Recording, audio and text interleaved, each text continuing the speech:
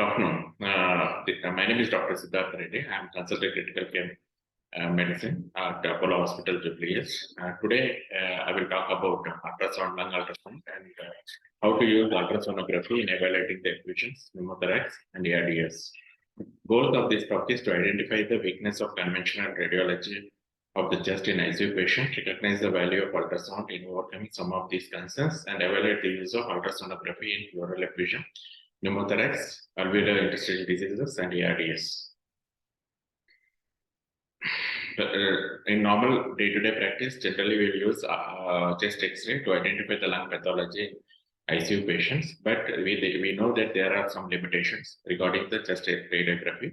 Like sometimes the exposure is not be adequate, sometimes the position of the patient and will be abnormal, and the pathology is very difficult to identify some of the pathologies. Even though if we have a chest radiography, sometimes we are forced to use the CT chest to identify the lung pathology. But in patient of a very sick patient who are on inotropic support, we have to shift the patient to radiology unit where we have to do the CT scan just to identify the lung pathology. So like complex pathologies like ARDS. Coming to sonography of chest, it is the bedside procedure. It is done generally in sick patients. The sonography, we use the sonography to identify the lung pathology by analyzing the interface between the air and tissue of the alveoli to know the hyperechoic and isoechoic artifacts. Lesions of pleural and basal may be conventionally identified with example pleural effusion, but interpretation of the most other pathologies is through careful analysis of ultrasound artifacts. Coming to pleural effusion, visualized as a echo-free space deep to the pleural line, intercostal view. MO demonstration of the respiratory synchronized sinusoidal sign is highly specific. Ultrasound is 86% sensitive for all effusions and 97% sensitive for more than 10 mm of effusions, the specificity of 94%. How to identify the pleural effusion is, it is a echo-free space in the pleural cavity, and it is above the diaphragm. You can see the white glistening line of the diaphragm in the ultrasonography, and if the effusion is massive, the underlying lung will be collapsed. It will be shown as a atelectasis. Quantification is possible by measuring the height of the effusion. Semi-quantitative ways also you can estimate them based on the extent of spread from the intercostal clinic angle. Coming to classification of effusions, inadequate effusions is a no echogenic density in effusion, usually transidative and no empyema. Coming to type 2A class, it is a complex, non-septated and relatively non-hyperechoic with some visible bright spots within the effusion and echogenic shape change with respiration. The type 2B, complex, non-septated and relatively hyperechoic with hyperechoic spot and the echogenic shape not change with respiration. Complex septated is prominent fibrinogen septations within the effusion. Homogeneous echoic with the echogenic spot density evenly distributed within the effusion. Analysis of sonographic pattern in 118 patient effusions and 15 thoracic empyema cases. Inadequate pattern is noticed in 0 out of 47. Complex non-septated relatively non-hyperechoic pattern noted in 0 of 36. Complex non-septated relatively hyperechoic pattern noted in 2 out of 2. And complex septated pattern in 11 out of 37. Homogeneously echogenic pattern noted 2 out of 2. So how to differentiate between effusions and pleural thickening? In effusions, the fluid accumulation amenable to thoracentesis is the differential diagnosis identified by echo-free space, changes shape with respiration, or contains movable strands or echo densities, or display fluid color sign or a color on color Doppler. So once you have the pleural effusion, you can do ultrasound guided aspiration. Patient position is individualized. Either you can be lying down or a sitting position. Locate the effusion by ultrasonography. Identify the depth, angle noted, and skin marked. No real-time visualization. And patient maintained in positions and the skin prepared and synthesis done. Two-thirds of ventilated ICU patients have effusions. Only one-third of effusion trapped have a translative or a therapeutic or a diagnostic value. 5 to 6% of pneumothorax rate in ventilated patient reduced to 1% with ultrasound guidance.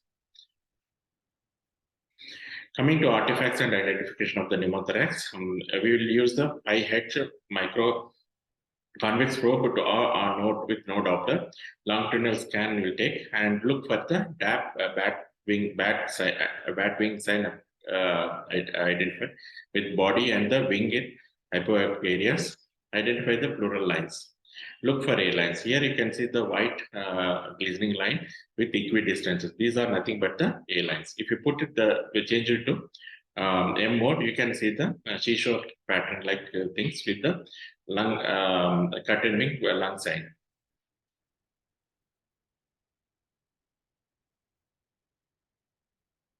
Presence of lung sliding sign is will rule out the pneumothorax.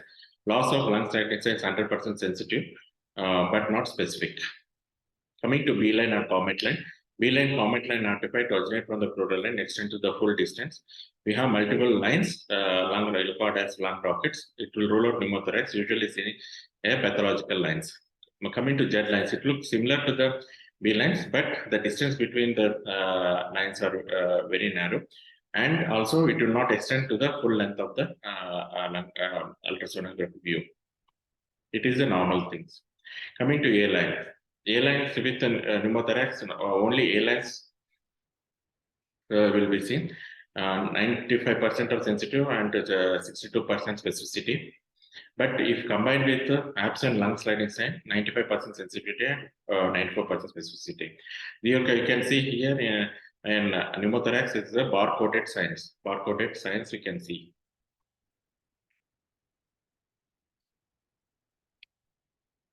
Coming to algorithm, how to identify the lung sliding analysis. Lung size absent or if it is absent, identify the anterior artifact analysis, A line and B line.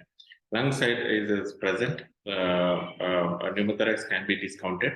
And if A line is present, a lung point, search for the lung points. Lung point is present, pneumothorax can be confirmed. Lung point is absent, no conclusion can be drawn. Coming to a lung point is nothing but the interaction between the normal lung sliding line and the pneumothorax region. It is identified, it is due to the intermittent contact of the collapsed lung with the chest wall. When combined with the other test, we can sensitivity will be 79% and specificity will be 100%. No false positive. Lung consolidation. Consolidation can be identified by heterogeneous hypoechoic lung tissue. Sonographic air and fluid bronchograms can be visualized. Visualization of interparenchyma vessels can be seen in Doppler mode. Motion with respiration seen as long as there is a surface contact. Intercellular edema. You can see the B lines originating from the pleural line, spaced 7 mm apart. CT correlates to interlobular septal edema, identify pleural edema and equivalent of Kelly lines.